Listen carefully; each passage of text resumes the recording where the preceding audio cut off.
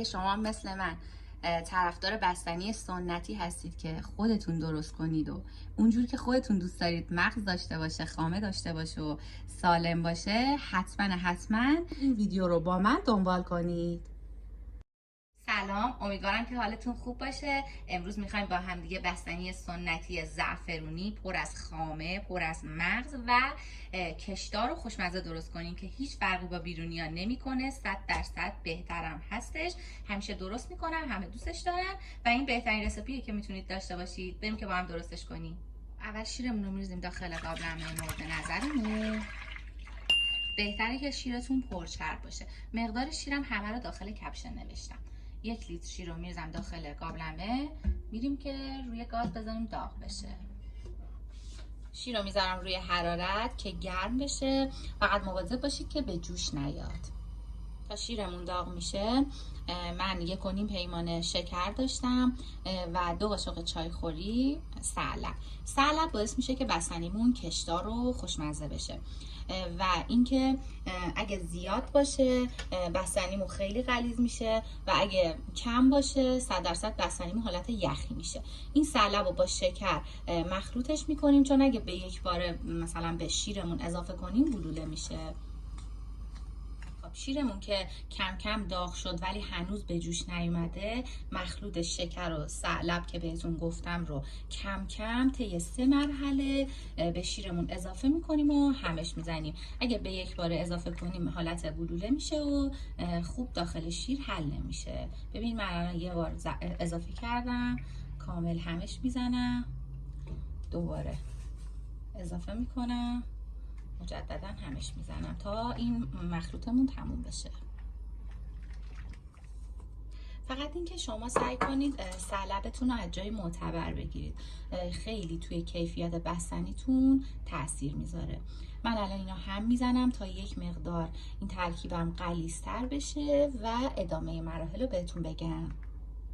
ترکیبمون که یک مقدار غلیظ شد، حدوداً 200 گرم خامه داشتم که 100 گرمش رو به این مخلوطمون اضافه میکنم. فقط به یک باره اضافه نکنید، یه مقدار از این مواد بهش اضافه کنید و خامه رو مخلوط کنید که همدما بشه، بعد به مخلوطمون اضافه کنید.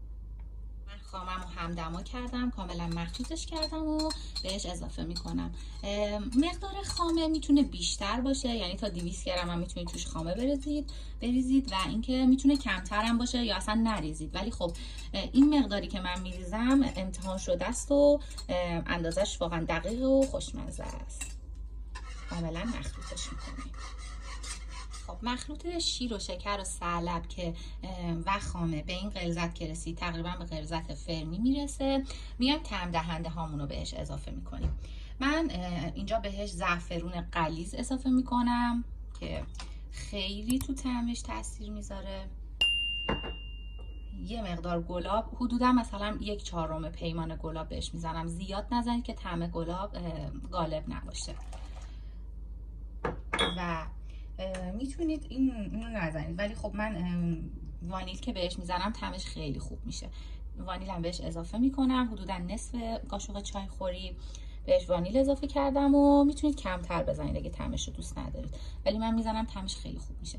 کامل اینو به هم بزنید و حدودا 1 دقیقه دیگه از رو حرارت ورش میدید. فلزی یا یه ظرفی که بتونید داخل فریزر رو در نظر بگیرید، مخلوط بستنیمون رو داخلش اضافه کنیم.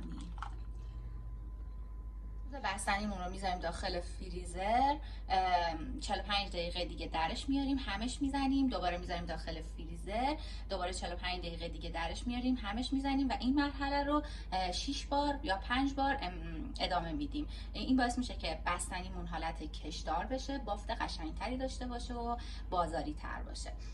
حالا من همه این مراحل رو با شما میرم، فقط گفتم که در جریانش باشید. من اینو میذارم داخل فریزر.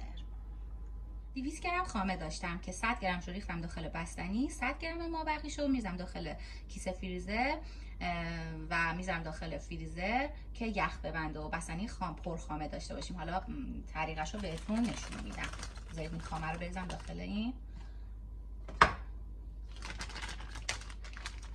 حالت. این خامه رو بازش میکنم، نه زیاد نازک باشه نه زیاد کلوف باشه، اندازش متوسط باشه.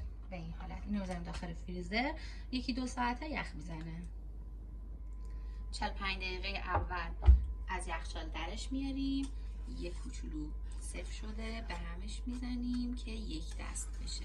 بافتش که کاملا یک دست شد، دوباره 45 دقیقه میذارم داخل فریزر. 45 دقیقه دومم گذشت، درش میارم و مجددا همش میزنم. میبینید کم کم داره شکل میگیره. دوباره میذارمش 45 دقیقه داخل فریزر. خب 45 دقیقه سومم درش میاریم، ببینید کم کم از گوشه ها شروع میکنه به سفت شدن. هر دفعه که در میارید سفت‌تر از دفعه قبل میشه. دوباره 45 دقیقه میذارم داخل فریزر. این مراحل رو تا 6 دفعه تکرارش میکنیم. سری آخر دوباره میام پیشتون بگم که چی کار باید انجام بدیم. 90% بافت بستنیمون به این هم زدن بستگی داره، پس این مراحل رو با دقت و درست انجام بدیم.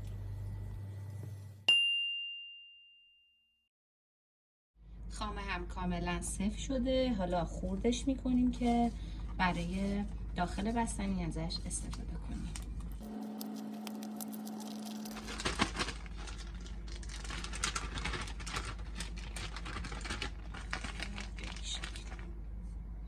مغزیجات هم شما از هر مغزی که دوست دارید میتونید استفاده کنید. من اینجا از پسته، گردو و بادوم هندی استفاده کردم. از فندق و بادوم هم میتونید استفاده کنید، ولی پیشنهاد من اینه که حتما گردو رو توش بزنید، خیلی خوشمزه میشه. خب برای سری آخرم 45 دقیقه گذاشتم، دوباره موندش، درش آوردم. حالا کامل همش میزنم که بافتش یک دست بشه. ببینید همجور داره سفت‌تر و سفت‌تر میشه. حالا اون خامه ای که خورد کردیم به بستنیمون اضافه میکنیم. مغزیجاتمون هم همینطور و کاملا مخلوطش میکنیم.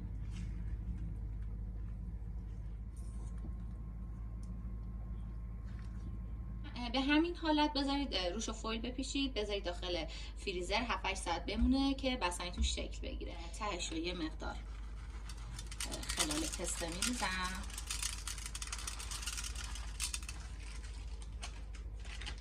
و این خامه ای که مونده بود. حالا بستنیمون رو میریزیم داخل ظرف.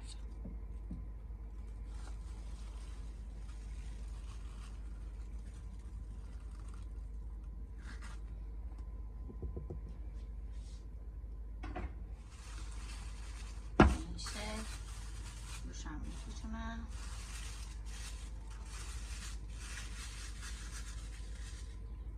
هفتش ساعت میذارم داخل فریزر تا بستنیمون شکل بگیره. بعد از 8 ساعت بستنی ما کاملا خودش رو بسته و حاضره. میریم که برش گردونیم داخل ظرف. به راحتی برمیگرده، این زیاد نیازی نیستش که سختی بکشید. حالا اگه دیدید خیلی سفت شده، دورش رو یکم آب بگیرید، کاملا از ظرفتون برمیگرده.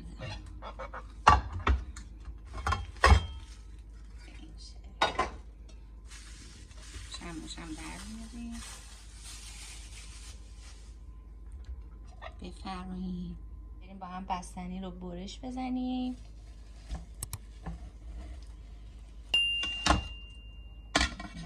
بستنیمون بافتش رو ببینید اصلا یخی نشده، خیلی خوشگل و خوشمزه، پر از مغز و پر از عطر.